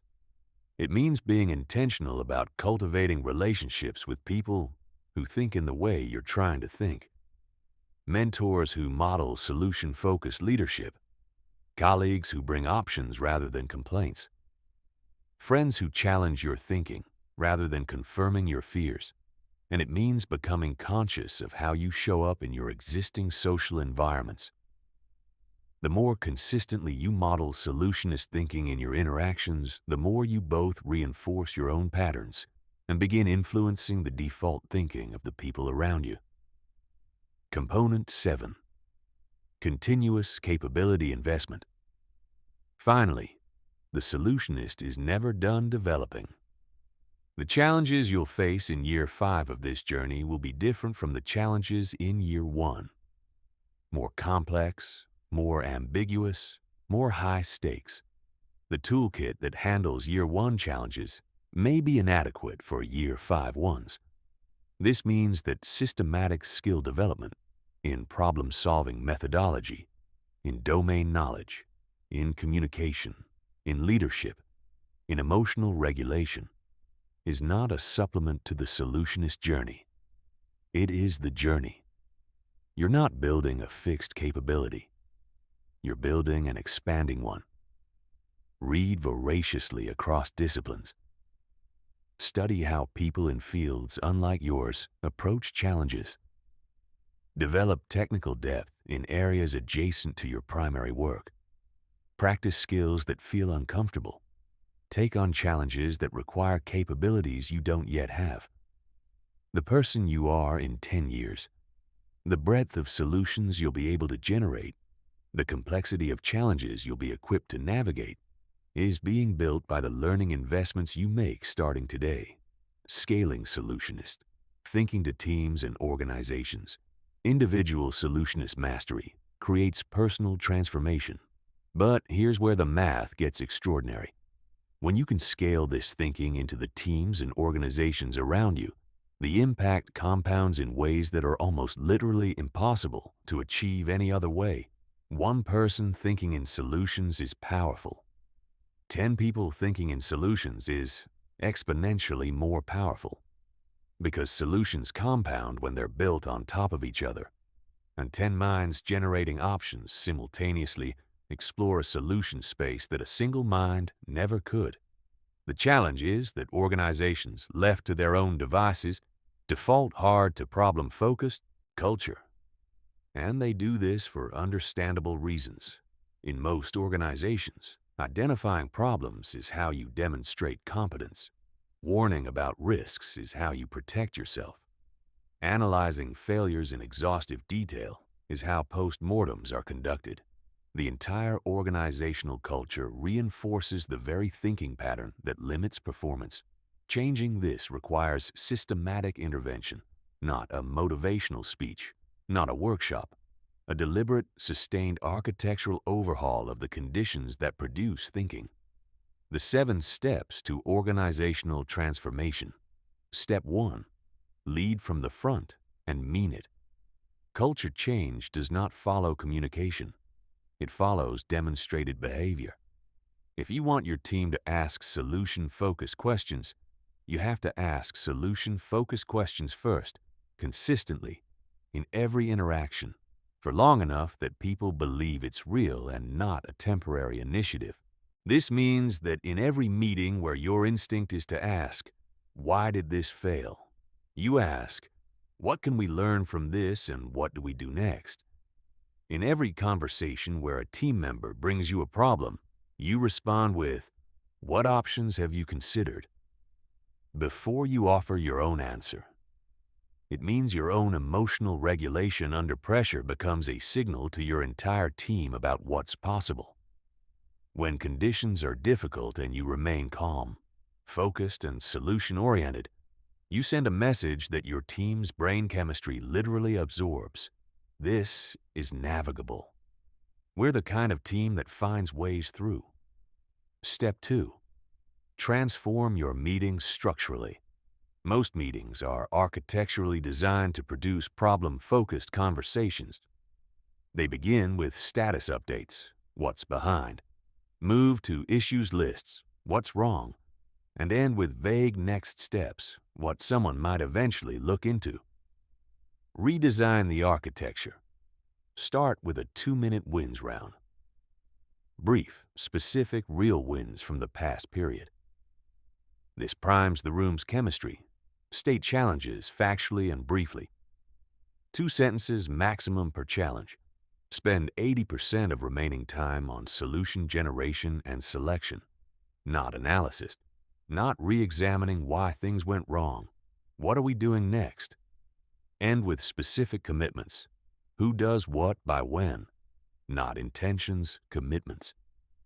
This structure, applied consistently across enough meetings, becomes the new default. Teams begin to process challenges this way automatically because the meeting architecture has been training them to. Step 3. Redesign your processes for iteration, not perfection. Most organizational processes were designed by people who were afraid of failure, and it shows. Extensive approval chains, risk avoidance matrices, slow decision cycles, multi-layer sign-offs that slow execution to a crawl in the name of preventing mistakes. The irony is that these processes designed to prevent failure actually guarantee a slower and more expensive version of it. By the time a decision clears every approval, the context has changed. Solution-focused organizations build for rapid experimentation and fast learning. Clear decision rights that allow people to act without bureaucratic friction. Short iteration cycles with built-in review points. Processes that reduce the cost of being wrong rather than trying to eliminate the possibility of being wrong. The goal isn't to be reckless, it's to be fast and adaptive, which, in an environment that's constantly changing, is more valuable than being thorough and slow. Steps 4 through 7. Hiring for solution focus, measuring what matters, creating solution sharing systems, and aligning external partnerships all follow the same logic. Identify the structural conditions that currently produce problem-focused thinking and replace them with conditions that naturally produce solution-focused thinking. This is not quick work. Culture transformation at the organizational level takes years, not months. But it is available to any leader willing to be the behavioral change they want to see and to build the systems that make that change self-sustaining beyond their individual influence. Solutionist thinking. Under pressure. When everything is on fire. Everything we've covered so far works beautifully under normal conditions. Then, everything catches fire. And in the moment when the project is collapsing, the deal is falling through. The relationship is at a breaking point. The health crisis is real and immediate.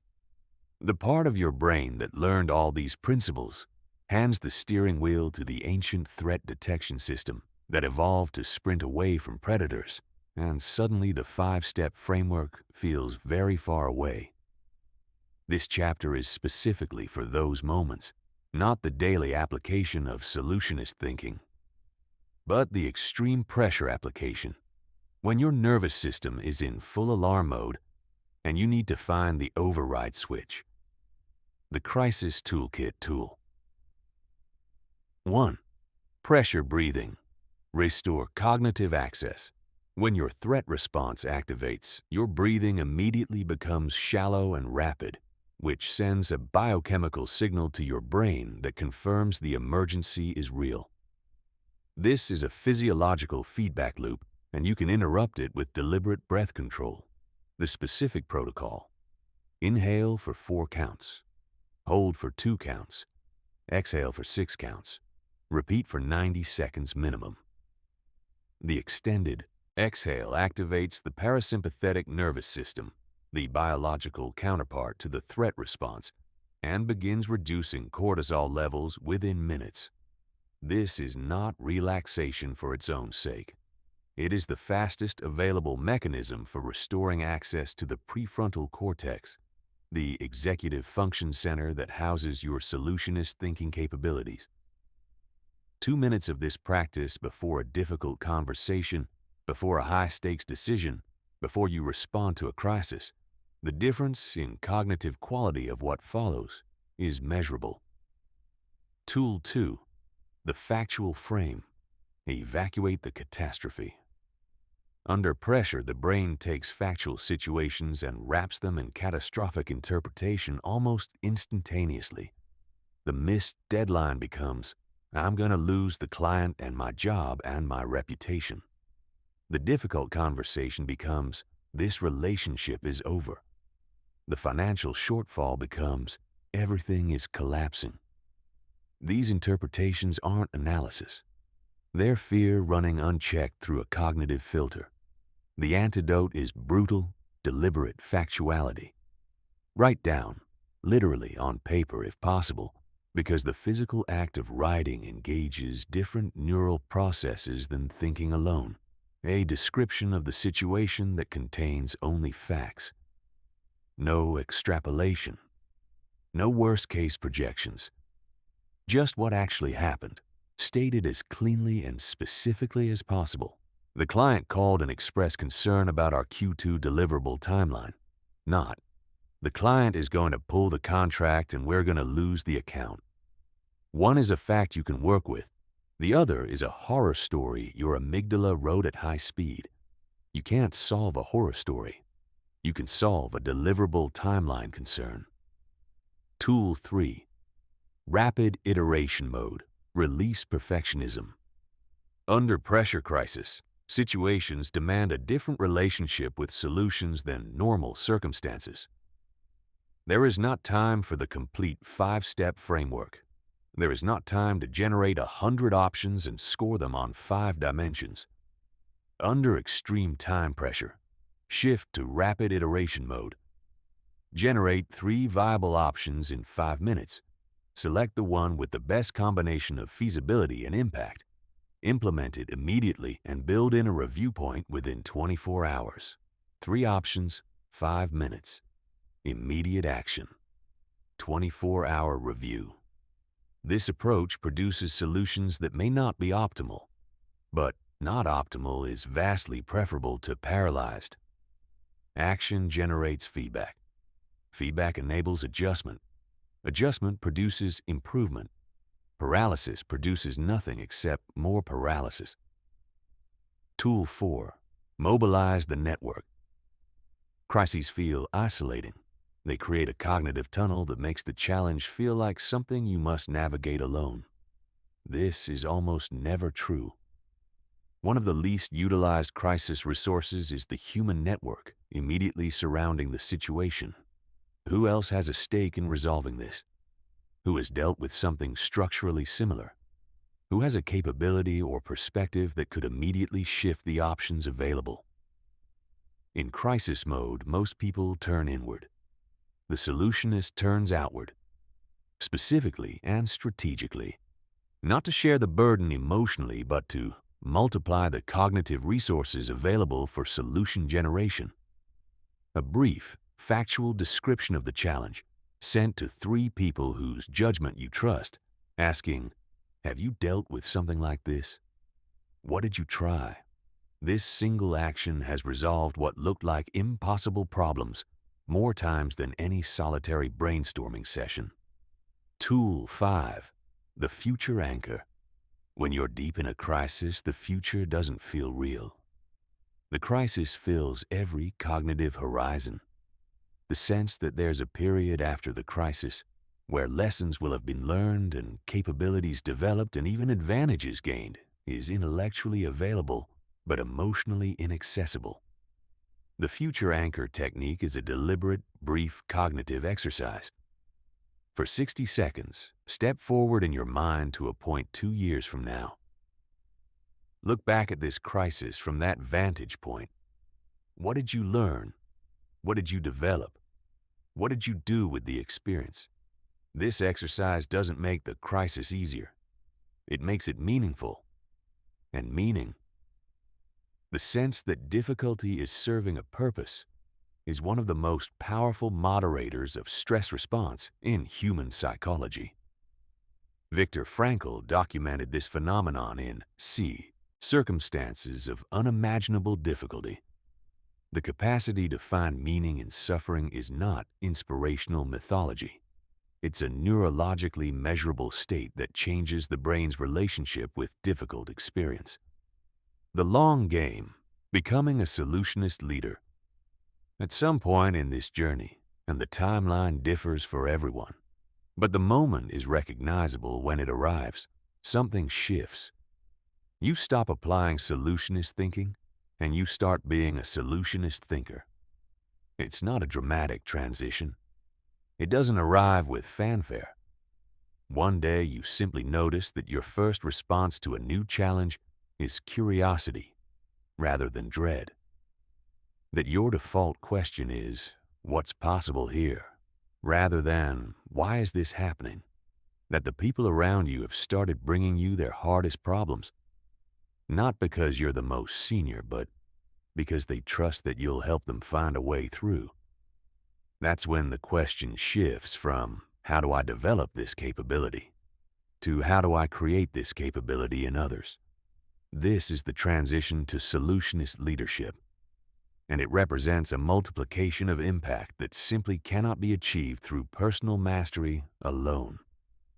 The architecture of solutionist leadership. Build solution-finding capability. Don't just provide solutions. The biggest trap of competent people in leadership is solving problems for others. It feels efficient. It demonstrates capability. It provides immediate relief. And it creates dependency that limits everyone involved. Solutionist leaders have a different operating principle. When someone brings them a problem, the first response is not an answer. It's a question. What have you considered? What resources haven't you fully used yet? What would you try if I weren't available to ask? These questions do something the leader's answer never could. They build the asker's confidence that they are capable of finding their own solutions. And a team of people who each believe they can solve their own problems is exponentially more capable and resilient than a team that funnels everything to the top. Create psychological safety for intelligent failure. Innovation requires risk. Risk requires the willingness to attempt things that might not work. That willingness requires an environment where intelligent failure from genuine experimentation rather than carelessness or insufficient effort, is treated as data, not catastrophe. Most organizations punish failure in ways that extinguish exactly the risk-taking behavior that produces breakthroughs. The person who tried something ambitious and failed publicly learns, don't try ambitious things publicly. The lesson the organization teaches is the opposite of the capability the organization needs. Solutionist leaders protect intelligent risk-takers. They make the distinction explicit and public. We distinguish between failures that result from careless execution and failures that result from genuine experimentation. We celebrate the second kind, even when the experiment doesn't produce the hoped-for result, because experiments that fail teach us something true and develop other solutionist leaders, not just followers. True leadership mastery is measured not by the results you personally achieve, but by the results achieved by the people you've developed. The solutionist leader's ultimate metric is, how many people in my environment are now more capable of finding solutions than they were before they worked with me? This requires a time horizon most leaders don't naturally adopt. Developing another leader takes years, not quarters. The ROI is real but delayed. The temptation is always to optimize for near-term output rather than long-term capability development. Solutionist leaders resist that temptation, not out of altruism, but because they understand that the compound return on investing in other leaders dwarfs the return on any other leadership activity. A leader who develops 10 other leaders multiplies their impact by a factor that arithmetic cannot capture. Your solutionist future, life beyond problems. You've arrived at the end of this book, but I want to be precise about what that actually means. It doesn't mean you've finished learning. It doesn't mean the challenges ahead of you will be smaller or fewer. It doesn't mean you have everything you need and nothing more is required. What it means is this: you now possess a map. A map of your brain's default, operating system and why it defaults to problems. A map of the specific neural mechanisms that keep most people stuck. A map of the exact techniques, frameworks, and mental models that the world's top performers use, consciously or otherwise, to convert obstacles into fuel. But a map is not a journey.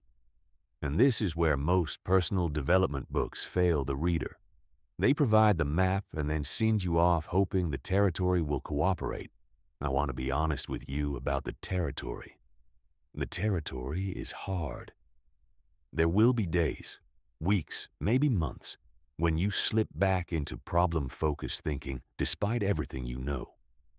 When the old neural pathways reassert themselves because the new ones aren't yet dominant. When the challenge in front of you is genuinely overwhelming and the solutionist framework feels theoretical and distant, expect these moments. They're not evidence that the system doesn't work. They're evidence that the system is a practice, not a switch. That you're rewiring a brain that evolved over millions of years. And rewiring takes time, repetition, and patience with yourself in the process. What will change, what has likely already changed in how you read the earlier challenges of this book, is your relationship with those hard moments. You now know what's happening when your brain floods the system with problem-focused thinking. You know the mechanism, and knowing the mechanism means you can intervene in it. That intervention, compounded over months and years, creates something that looks from the outside like an extraordinary person. Someone who handles difficulty with unusual grace, who finds solutions where others find only walls, who maintains focus and forward momentum in conditions that stop most people cold. From the inside, it's less dramatic. It's the accumulated result of thousands of small choices to redirect from problem to solution, thousands of solution interrupts, thousands of evenings reviewing what you learned, thousands of mornings committing to specific actions rather than drifting reactively into the day's problems. That's the actual substance of extraordinary achievement. Not a moment of insight, not a single breakthrough. A practice sustained over time that gradually becomes a way of being. What happens next? In the next 24 hours, you have a specific opportunity. You're going to encounter a challenge. It may be small, an inconvenience, a frustration, a minor setback, or it may be significant, a decision that's been weighing on you, a relationship tension that needs addressing, a professional obstacle that's been blocking your path.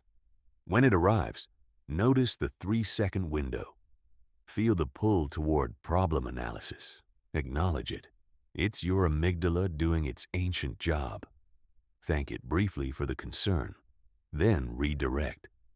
Ask, what's one thing I could do right now that would move this forward? That question is the seed. Everything else in this book is the soil, the water, the sunlight. But the seed is the question.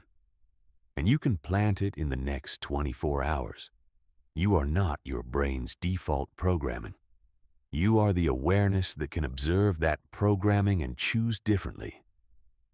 That awareness, the gap between stimulus and response, between challenge and reaction, is where your freedom lives.